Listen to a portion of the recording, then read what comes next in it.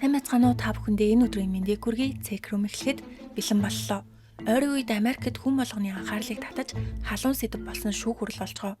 Манайхны зарим нь мэдэх бах Америкийн Корт ТV голчлон хууль, эрх зүй, бодит гэмт хэрэг шүүх хурал зэрэгтэй холбоотой агуулгаар мэргэжсэн телевизийн сувг бөгөөд шүүх хурлыг телевизээр болон YouTube сувгаараа шууд дамжуулдаг. Энэ шүүх хурлын лайвыг нийт 40-оос 50 мянган хүн үзсэн. Шүүгдэж байгаа эмэгтэй хүн амны эрхт буруутгагдж байгаа Кэрен Рид. Шүүх хурал өнгөрсөн 4 сарын 1-ээс эхэлсэн ч хизээ дуусах нь мэдэгдэхгүй байгаа үнэхээр хэцүү шүүх хурал юм байна. Тэгвэл бүгдээрээ ямар хэрэг болсныг өнөөдөр хамтдаа ярилцъя.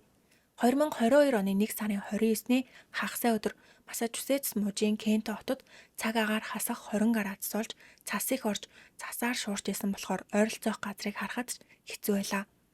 Бостон хотын дарга хүртэл гарч ирээд анхааруулга хүргэж маш их цас орж цасан шуурга болох учраас гадагшаа гарахдаа болгоомжтой байж машинаар хол явахгүй байх. Тог тасрах боломжтой учраас нөөц гэрлээ бэлдэх гих мэтээр ард иргэдээ аюулгүй байлгахын тулд анхааруулга өгсөн ч битгий гээд ах тусам хийдэг хүмүүс байдгийн адилаар урдах замаач харахад хэцүү цасан шуурганаар зарим хүмүүс үдшилтэд явдаг. 43 настай Кэрен Рид болон түүний найз залуу Джон О'Кип. Джон цагдаагийн ажилтнанд тэрээр орой Майкл гэх ажлынхаа залуутай Итали ресторанд хамт цагийг өнгөрүүлж гаад явах гэжсэн ч Жонд машин байхгүй учраас найз охин Кэрен руугаа залгаад хүргээд өгөөч гэдэг. Кэрен 9 цагийн үед ресторанд ирээд Жонтой тэрвэлдэж байгаа нь харагддаг. Кэрен маргааш цас их орно гэж анхааруулж илээ гэхэд Майкл хурдан явцгаая гэхийн оронд тэгвэл маргааш арх уух газар байхгүй гэсэн үг үү? Сайн ууж авах хэрэгтэй байна гэд Кэрнийг хүртэл нэгдүүлж гуруулаа хамт уудаг.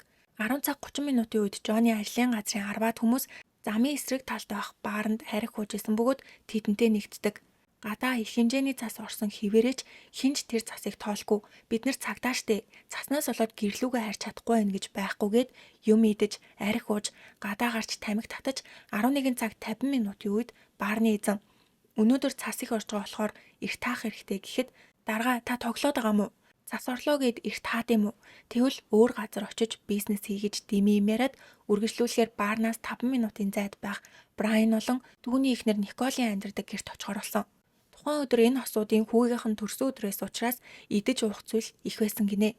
Хүмүүс 1-2-ороо явсаар Джон Кэр 2 12 цаг 11 минутын үед Кэрний машин болох Lexus SUV-д суусан. Хосуудын гарчгаан камерын бичлэгт үлдсэн бөгөөд Джон согтсондоо ч тэрв баарны хундаг бариад гарчгаан бичлэгт үлджээ. Ингээд Джон зорчигчийн суудалд сууж Кэрен Брайаны гэрлөө жолоо барьжгаад "Жинэт миний гид зөвдөөд байна.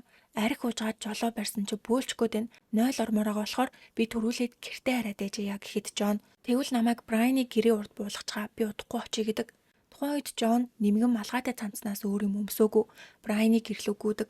Ингээд Кэрен дотор нь мухаарсан чихтэй машинаа жолоодож Жоны гэрт 12 цаг хагасын үед ирсэн. Джон гэртээ өөрийнхөө 2 зээдүүтэйгээ амьдардаг байсан бөгөөд тэр өдөр нэг нь найзындаа онохоор явж нөгөөх нь гэртээ ээжээ. Кэрен байшинд ороод дүүг нь байгаа үгүйг шалгаад Джон руу залгаж гэртээ ирснээ хэлэх гэсэн боловч утсаа авсангүй. Хэдэн минутын дараа дахиад залгасан ч аваагүй. Тухайн үед арх усныг чилгүү ууранд хүрч энэ удаад дуут шүдэ үлдээж орилж бахираад чи утсаа авахгүй өөр эмэгтэйтэй байгаа мүү гэд хид хідэн дуучууд үлдээдэг. Тэгсэн ч хариу байгаагүй тул би энэ гэрээс чи явна. Би явчих юм бол танай дүүнрийг харж өгөх хүн байхгүй штэ. Утсаа авахгүй мүү гэд шөнийн 12 цаг хагасаас 1 цаг хүртэл нийт 26 дууд мессеж үлдээгээд унтаж удалгүй сэртэл үүрийн 4 цаг 45 минут болжээ. Джон ирээгүй байсан болохоор дахиад залгасан ч аваагүй тул Кэрний санаан зовж Брайаны гэрлөө явсан Дженнифер гэх эмэгтэй рүү залгасан. Тэрээр гэрийн эзний эхнэрийнх нь дүүн юм байна. Кэрнтэй найзууд байсан. Дженнифер үдшилгээ дуусгаад өөрийнхөө гэрт ирээд унтжээтэл Кэрнээс дуудлага ирж Джоныг асуухад Дженнифер "Джон гэртээ байхгүй мүү? Үдшилэг дээр байгаагүй" гэдэг. Дженнифер баарнаас Брайаны гэрт ирээд хосуудыг хүлээсэн ч ирээгүй болохоор 12 өнгөрөөгөө Джон руу залгасан ч уцаа аваагүй. Ингээд хитрхээс огцсон болохоор шууд гэрлүүгээ харьсан бах гэж бодсон. Джоныг хаана байгааг мэдэхгүй айд сандарсан Кэрен өөр нэг найз болох Кэритэй холбоо барьж "Джон гэртээ одоо болтол ирээгүй байна. Брайаны гэрт байгаагүй мүү" гэхэд Кэри "Би Джоныг хамгийн сүүлд бааранд харсан. Брайаны гэрт байгаагүй. Чамтай хамт гэрлүүгээ яваагүй мүү" гэдэг. Эцэст нь Кэри, Дженнифер хоёр Брайаны гэртээсэн бүх хүмүүс рүү залгаж Джоныг асуухад гэрлүүгээ яваагүй байсан юм уу гэцгээдэг. Энэ оронд Кэрен машинаа бариад өчигдөр орой очсон ресторан, бар гээд явсан зам болгоноор хайсан боловч олтоогүй. Магадгүй гадаа явж гаад унаад яаралтай тусламжийн тасагт хүргэгдсэн байх гэж залгаж асуусан ч байсангүй. Цагдаагийн газраас хүртэл асуусан ч энэ тосгон Жоныг харсан ганц ч хүн байсангүй. Ингээд үүрээр машинаа жолоодод явж байтал цас цэвэрлдэг машинууд тохиогоо дугаргаад цас цэвэрлээд явж байгааг хараад магадгүй Жон гудамжинд унаад цасан дарагдсан байхад нь цас цэвэрлдэг машинаар түүнийг ийш тийш нь болгоцсон биш үздэй гэсэн бодол хүртэл орж ирдэг. Иймэрхүү байдалтай 20 минутын турш Кэрн, Кэри, Дженнифер гурав хамт байсан ч олдоогүй тул дахиад Жоны гэрийн урд цуглаж гэртээ ирсэн байж магадгүйгээ тотгошоо орсон ч байсангүй. Буцаж гараад Жон гэж гудамжаар хайж орилж хашгирсаар өглөөний 6 цаг боллоо. Кэрн Жоныг буулгасан газраа юмыг яаж мэдгүйгээд очиод тартал Жон Брайны байшингийн урд толгойноосоо цус алдсан байдалтай олддог. Жоныг уусныхан дараа цас тэгж их орсон уу яасан түүний бие цасаар бүрхэгдсэн байжээ. Би энэ хүүтэн байсан ч бүрэн хөлтөөгүй байв. Тэгвэл Кэрн өөрөө Жоныг Брайны гэрийн урд буулгаж өгсөн мөртлөө яагаад энэ газрыг төрүүлж шалгаагүй юм бол? Брайны гэртээсэн хүмүүс Жоныг хараагүй гэсэн болохоор тэр газрыг шалгах бодол орж ирээгүй болов. Эсвэл согтсон байсан учраас хаана буулгаснаа санахгүй явсаар нэг цаг хагасны дараа нэрээ энд буулгасан штэ гэд яарч ирсэн болов. Ингээд Дженнифер 911 дуудлага өгч Жон эмнэлэгт хүргэгдсэн. Жоныг олох үед түүний төрх үнэхээр өрөвдөлтэйсэн. Хамгийн түрүүнд күрдэггүй. Нимгэн малгайтай цамцтай, цамц нь урагдаж нэгхэн гуталтай. Нөгөө гутал нь нилээн зайтай хөвтөж явах бөгөөд хоёр нүд нь хоёулаа хөхөрсөн байжээ. Цагдаа энийг харвуу үгүй юу? Энэ бол яалтчгүй хүн амны эрэг гэж үзээд туслах цагдаа нарыг хэргийн газар дууддаг. Харин Кэрн түргэн тусламжийн машины хажууд ухаан алтгашгсан. Тэрээр шууд өөрийнхөө Уильям руу залгаад ойрлж "Аава, Жон үхчихлээ. Тэр үхчихсэн. Би ч бас хамт үхэн" гэхэд Уильям ямар нэгэн зүйл болж гэж бодоод хажууд байгаа цагдаагаас охиныг нь сэтгцэн эмнэлэгч юм уу ямар ч хамаагүй аюулгүй газар хүргэж өгөөч гэж гуйдаг. Харж исэн цагдаа ч бас тээх хэрэгтэй юм шиг байна гэд тэр хавьд байх сэтгц мэдрэлийн эмнэлэгт хэвтүүлдэг. Тэр эмнэлэгт Жоныг авчирсан болохоор Жоны аав ээж дүүнэртэй уулзсан бөгөөд тухайн үед Жон арайч нас ороогүй. Биеийн температур нь 26.7-тай байсан тэрээр удалгүй нас оржээ. Кэрн ч бас энэ мэдээг сонссон. Тэгвэл энэ шөнө үүрээр Жонд юу тохиолдсон бол? Яагаад цоо ирүүл бие хаатай залуу толгойноос нь цус алдаад цасан дунд хэвтчихсэн бол? Бүгдээрээ эхлээд Жоны талаар мэдж авцгаая. Тэрээр ингэж нас ороход үнэхээр хайрын. Энэ эрэг гарсан газар Бостны өмнөд хэсэгт байх Кентон гэх жижиг хот. Жон 1975 оны 12 сард төрсөн цагдаагийн ажилтан. Өвөө нь цагдаа байсан болохоор багаасаа цагдаа болохыг хүсдэг болж том болоод ганц ч удаа мөрөөдлөө сольж үзэлгүй цагдаа болсон бөгөөд 16 жилийн турш хичээл зүтгэл гаргаж чин сэтгэлээсээ ажилласан. Жон найзуудтайгаа арх ууж, зугаалж, хаяа бейсбол үзэхээр явж заримдаа болцдог. Жоны эх чинь эрэгтэй эмэгтэй хоёр хүүхэд төрүүлж Жон хүүхдүүдэд амиа өгөхийн дагуур хайрладаг байжээ. Гэтэл 2013 онд Жоны эгч тархины хор тавтартай гэж онцлогдсон. Ингээд Жон байнга эгчийнхээ хажууд байж эмнэлэг явах болгонд нь хамт явж хүүхдүүдийг хардаг байсан ч эгч нь эмчилгээ хийлгэж эхлээд 5 сарын дараа нас орсон. Жон эгчийнхээ нөхөр Стив дээр очиод "Чамд хүүхэд ганцаараа өсгөх хэцүү болохоор би туслая" гэд эгчийнх рүүгээ нүүж ирдэг. Тухайн үед эгчийнх нь охин 6-тай, хүүн 3-тай байсан. Одоо хүүхдүүд 2 аавтай болсон юм шиг байдаг. Гэтэл 2 сарын дараа Стив зүрхний шигдээсээр унтчихтаа нас орсон.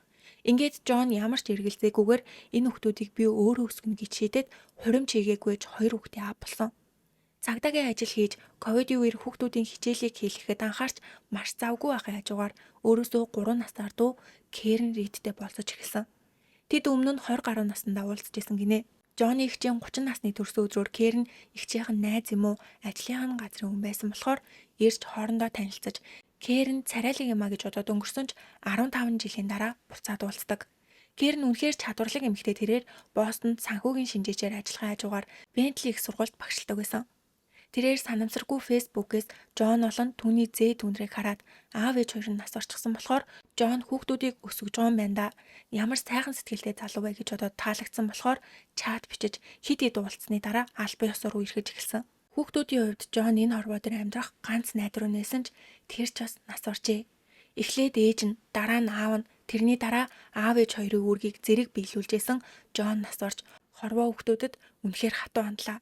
Хэд хоногийн дараа Жоны оршуулах ёслол болж сүмийн урд Америкийн тугийг мандуулаад хэдэн 100 цагдаа нар зогсож 50 гаруй цагдаа Amazing Grace гэх магтан дуг тоглодог. Жоны оршуулах ёслолыг эгчийнх нь оршуулах ёслолыг хийсэн сүм дийжээ. Пастор нь ч бас адилхан. Кэрн сэтгц мэдрэлийн тасагт хэсэг амарч хаад гинэт сэрж би Жоны дүүнрийг тайтгаруулж тэрвэрч өгөх хэрэгтэй гээд эмнэлгээс гарч аавтайгаа хамт Жоны гэрлөө Lexus-ийн унж яваад байшингийн урд машинаа тавьж "Аава, миний машин нэг л биш байна. Эвдэрсэн юм шиг байна" гэдэг. Уильям гараа тартал машины хой талын гэрэл нь хагарсан байв. Уильям хизээ юм болсон бэ хурдан засах хэрэгтэй ах. Гэрэл нь хасж гэнүү гэхэд Кэрэн жолоочийн судалт суугаад торомсоо гიშгэж гэрэл нь хасж гэнэ хурдан засах хэрэгтэй гэж ярилцаад гэрлөө орлоо. Гэрт Жонни аав, эрэгтэй дүү болон хоёр зээ дүүгийнх нь нэг байсан. Уильям гэрт ороод хүмүүсийг тайдаруулаад байж атал Жонни ээж ирээд Кэрэн Уильям хоёрыг нэг нүдэрэж тоож харалгүй хажуугаар нь өнгөрдөг. Аль болох Кэрэнтэй юм ярихгүй байхыг хичээж харц тулгарахгүй байлаа. Магадгүй шөнө арх уужгаад Кэрэнтэй хоёулахнаа үлдээд ийм зүйл болсон учраас ингэж хандсан баг. Харин Кэрэн энэ үеэс эхлээд уур амьсгал яагаад ийм байгаа юм бол гэж боддог. Жонни ээж юм ярихгүй мөртлөө харцаараа Кэрнийг чи миний хүүг алдсан юм биш үү гэж байгаа юм шиг санагдсан гин. Ингээд Кэрэн өөрийнхөө гэрлөө явахаар машинаа хөдлөх гэтэл Жонни ээжийн машин ард нь тулаад зогссон байжээ. Кэрэн энийг хараад Жонни ээж машины арын гэрэл хагарсныг хараад намайг Жонниг мөргсөн гэж бодсон юм бах та гэж боддог. Ямар ч сэжиглсэн хүн байхгүй хахад гэр доторх уур амьсгал машины хагарсан гэрэл хоёр санаа зовж харих замдаа аава надад өмгөөлөгч хэрэгтэй юм шиг байна гэд байцаалт өгөхийгөө өмнө өмгөөлөгч хөлсөлдөг.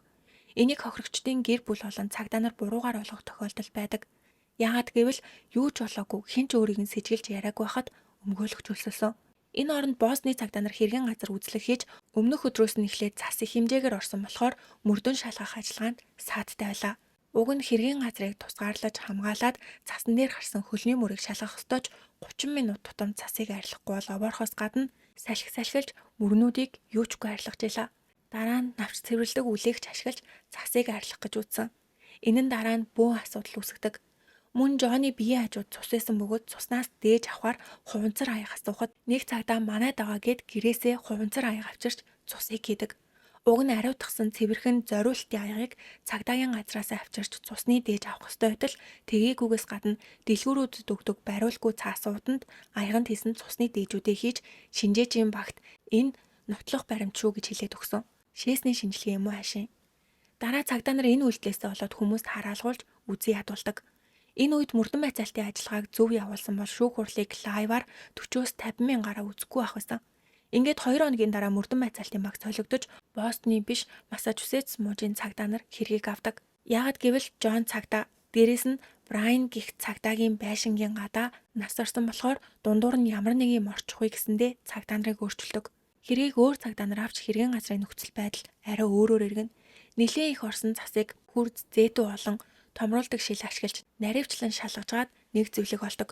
Жонни цогцыг олон газрын ойр хаваас хуванцрын хэлтэрхий шиг юмнууд гарч ирсэн нь машины хагарсан арын гэрэлний улаан өнгөгүй хуванцрууд ээжээ. Дараа нь шалгаад үзтэл Кэрний Лексусийн арын гэрэл үлдэгдлүүд мөн байсан. Жон Брайны гэрлөө явхдаа баарнаас хундаг бариад гарч исэн да. Гэтэл тэр хундагны хагарсан шил хэргийн газраас гарч ирсэн. Цагдаа нар тэр дороо Кэрнтэй уулзахаар явдаг. Тухайн үед Кэрн аль хэдийнэ байцаалт өгсөн байсан. Хамгийн сүүлд Жонниг харсан гэд тухайн үед юу болсноо бүгдийг нь ярихад байцаалт авч исэн цагдаа та согтуугаар жолоо барьсан юм уу гэхэд тийм ээ гэж хариулдаг. Ингээд Жонниг олдог өглөөний 9 цагт Кэрний цусан дах спиртний хэмжээг шалгахад 0.107-оос 0.108 гэж гарсан. Хэрвээ Монгол цусан дах спиртний хэмжээ иймэрхүү гарвал 2023 оны байдлаар жолоодох эрхийг 1.5 жил хүртэл хугацаагаар хасч тээврийн эрсдлийг түр урааж зөрчлийн оног хасд юм байна. Харин хүний амь нас эрсдсэн тохиолдолд арай өөр арга хэмжээнүүд авдаг. Гэтэл Америкийн хувьд арай зөөлөн байдаг гинэ. TikTok-оос бичлэг үзвэл цагдаа хүмүүсийг зогсоогоод үлээлэхийн оронд энэ бүжгийг дагаж хийгээд хэрвээ сайн дагаж хийх юм бол зүгээр өнгөрөөдөг тохиолдлууд ч их байдаг гинэ.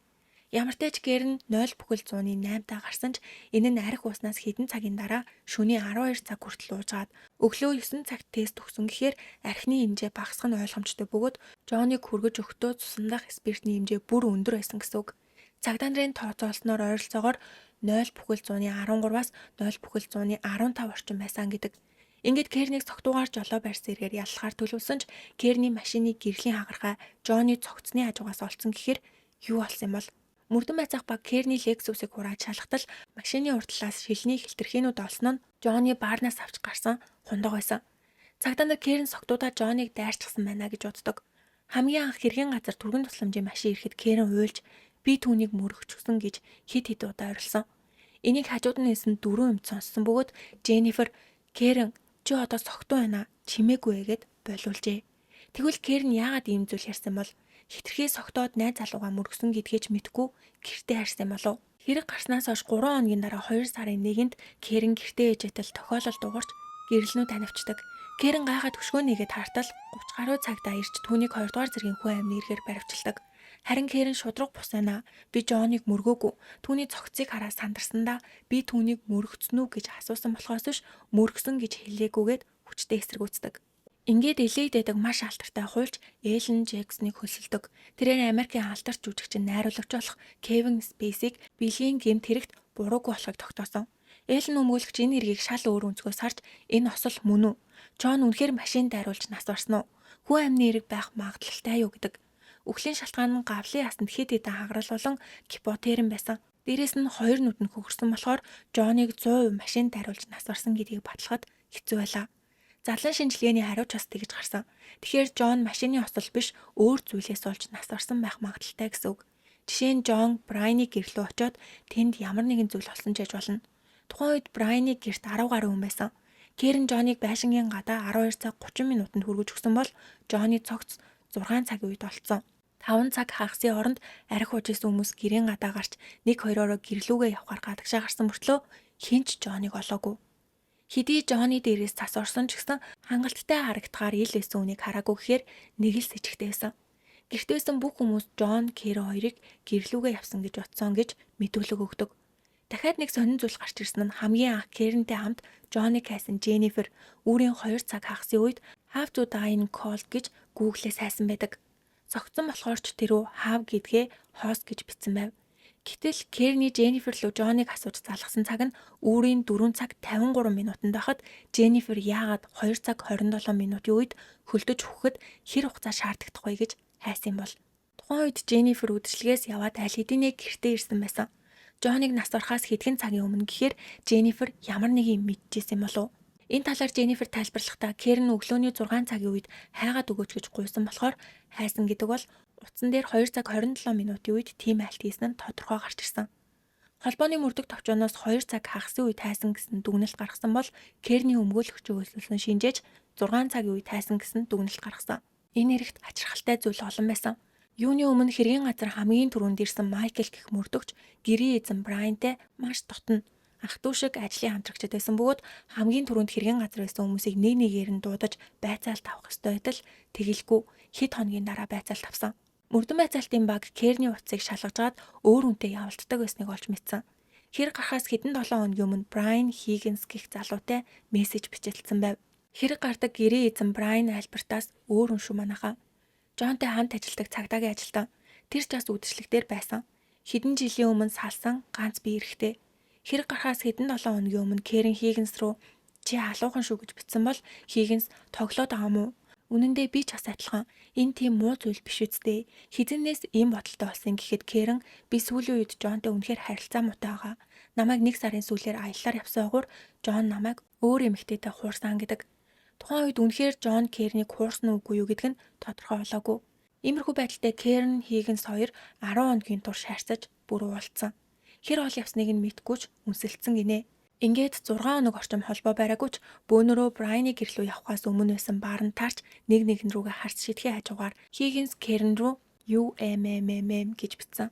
Ингээд шөнө хэрэг гарч Джон нас барсны дараа 11 цаг 45 минутанд Кэрэн Хиггинс рүү Джон өгсөн гэж мессеж өчжээ. Энэ талаар Кэрний өмгөөлөгч Джексон Кэрэн Джоноос салаад Хиггинстэй уулзах гэж тийм зүйл хийсэн юм бишээ. Кэрнийг аяллаар явсан ойгуур нь Джон өөр хүнтэй уулзсан болохоор өшөөгөө авахын тулд л уулзсан. Энийг нь Джон Барнд юм уу Брайны гэрт мэдээд зодтолдож бие рүүгээ дайрсан. Хажууд нь нэсэн 10 хүн тэднийг болиулах гэж оролцсон ч Джон аль хэдийнэ өгсөн болохоор Хиггинсийг хамгаалахын тулд тусалсан байж магадгүй гэдэг бол прокуророос Джон Кэрэн Хиггинс хоёр өөрийг нь хуурж ирснийг мэдчихсэн гэх баримт байхгүй гэж үгүйсгдэгч өмгөөлөгч Кэрэн Хиггинс хоёр уулзаж харьцажгаад хэрэг гарахаас 6 хоногийн өмнө холбоогоо тасалж энэ үеэр Кэрэн Джонтой маш сайхан харилцаатай байхыг харсан Хиггинс Кэрэнд ашиглуулсан юм шиг санагдаж хэрэг гардаг өдөр Джонд бүх үннийг хэлээд маргаж зодтолцсон. Яалтчгүй үдшилэг дээр ямар нэгэн зүйл болсон гэдг нь тодорхой байна гэсэн тайлбар хийдэг. Энэ таамаглалтай тохирсон нэг баримт гарч ирсэн. Джоны цогц задлан шинжилгээ хийхэд гарын шуун дээр шин шарах байсан нь машины ослоос биш, нохоонд хазуулснаас болж үүссэн шарах байна гэдэг. Үдшилэг болсон Брайаных 8 жилийн турш Том Герман Шеферт хийжсэн. Хэрвээ Джон Хиггинс хоёр маргаж зодтолцсон бол зогсоох гэж оролцсон хүмүүс байсан л ах. Ялангуяа гэрээ эзэн Брайан. Брайан зодооныг болиулах гэж оролдох үед өөрийнх нь нохой эзнээ хамгаалж Жоныг хатсан байж болно гэсэн таамаг гаргадаг. Хамгийн с ิจ гтээ нь Брайан хэрэг гарсны дараа нохоогоо өөр газар руу явуулсан. Мөрдөгч Брайаны эхнэрээс нохооны талаар асуухад подволоо засах гэж байгаа болохоор өөр тийшээ явуулсан гэжээ. Хэрвээ Брайаны гэрт Жон амиа алдсан бол доошоо подвол руу түүнийг зөөсөн байх магадлалтай. Гэтэл Брайаных подволдоо засвар хийн гэж ярьсан нь с ิจ гтээ байлаа. Харин цагдаа нар Жоныг хөнөөсөн байх магадлалтай гэсэн эргэлзээ төрсний дараа Брайаны гэртээсэн хүмүүсийг шалгахын оронд Кэрэнд 2 дугаар зэргийн хүн амны эрэг нэмээд согтуугаар жолоо барьсан. Мөн хэргийн газраас зугцсан гэсэн зүйл анги нэмдэг. Согтуугаар жолоо барьсан бол дунджаар 3-аас 20 жилийн ял авдаг бол 2 дугаар зэргийн хүн амны эрэг үйлдсэн бол Массачусетс мужид бүх насаар нь 20 ял авах боломжтой. Ингээд цагдаа нар Кэрэн чи зориуд Жоныг машинаараа мөргөөд цугцсан мэдтэй. Угаасаа та хоёрын харилцаа муу. Жон чамааг өөрийг нь хуурсныг мэдээ салъя гэсэн болохоор дууд мессеж үлдээж орилж бахирсан чинь хүртэл харилцаа муутай болохоор тэгсэн мэдтэй гэдэг. Ингээд цагдаа нар Жоны зээ дүү болон эргэн тойрных нь хүмүүсээс тэдний харилцаа ямар байсныг асуухад байнга л хэрэлддэг. Ялангуяа арх ухаараа бүр аимшигтай болдог гэсэн болохоор цагдаа нар Кэрэнд халахын сэтэл байсан гэж үзээд нэмж хэрэг тогсон. Кэрэн шүүх хурлаа хүлээх үеэрээ батлан даалтанд гарч надад шудраг бус байна. Цагдаа нар намайг гэмт хэрэгтэн болгоод байна гэд хэвлэл мэдээллийн хэрэгслэр идэвхтэй ярилцлага өгдөг. Мөн Кэрэн Жоны цогцыг олохоос 30 минутын өмнө машинаараа ухрахдаа арийнхаа машиныг мөргөж байгаа нь камерын бичлэгт үлдсэн байв. Мөргүүлсэн машинд хөдөлж байгаа нь хүртэл харагддаг бөгөөд цагдаа нар зориуд миний хагарсан гэрлийг Жоны цогцны хажуу тавьж намайг хэрэгтэн болгох гэж оролдож байгаа гэдэг. Машиныхаа араар мөргөж арийнхаа гэрлийг хагалсан нь Жоны гэрийн гадаа байсан гэхээр машины гэрлийн хагархаа эсгүүд Брайаны гэрийн гаднаас буюу Жоны цогцны хажуунаас олдно гэдэг утгагүй. Энэ камерын бичлэг хэвлэл мэдээллийн хэрэгслэр маш хурдцтай тархаж хүмүүсийн ярианы сэдэв болж Кэрэн хэрэгтэн биш ч байж болох юм байна гэсэн таамаг гарч ирсэн. 2024 оны 4 сарын 29-нд Кэрний шүүх хурал олж хүмүүс 2 хуваагдаж зарим нь Кэрэн бол хэрэгтэн гэдэг бол нөгөө талаас Кэрэн гин буруугүй түүнийг сул гэж хашгирцгаадаг.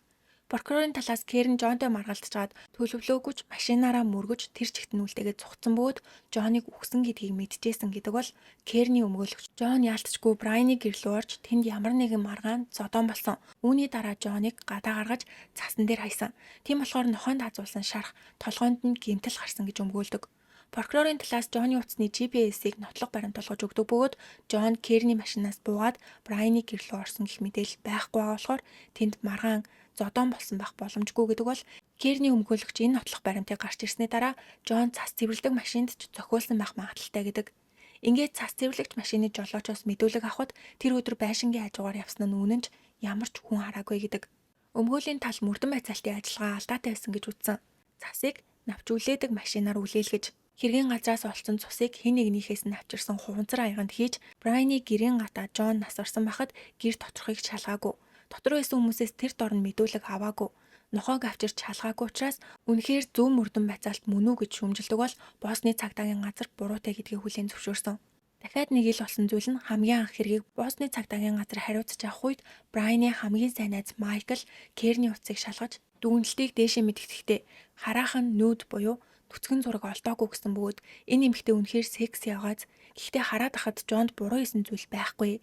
Кэрэн гэх энэ эмэгтэй л галзуурчихсан гэж ярьжээ. Майкл шүүх хурал дээр гэрчийн мэдүүлэг өгөхөөр ирээд юу ч олоогүй юм шиг би нүцгэн зураг байхгүй байна гэж хэлсэн нь үнэн гэхэд өмгөөлөгч уурлаад эн чинь мөрдөн шалгах ажиллагааг зөв явуулсан гэсэн үг үү гэхэд үгүй л дээ гэж өөртөө ихтгэлтэй хэлдэг. Майклыг дараа нь ажлаас нь чөлөөлсөн.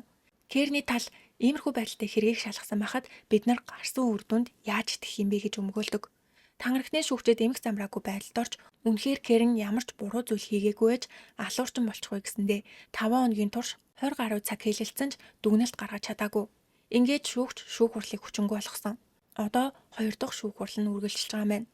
Жон цасан дунд толгойноосоо цус алдаж нас орсон болохоор аав ээжинд үнэхээр хэцүү байгаа нь ойлгомжтой.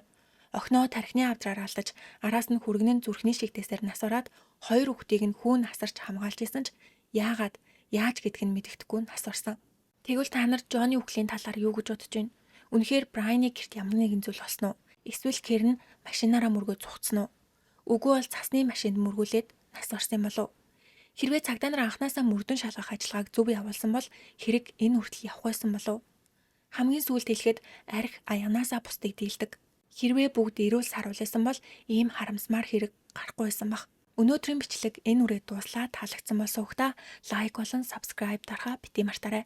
Миний инстаграмыг дагахаа мартва. Дараагийн бичлэгээрээ уулзтлаа. Түр баяртай.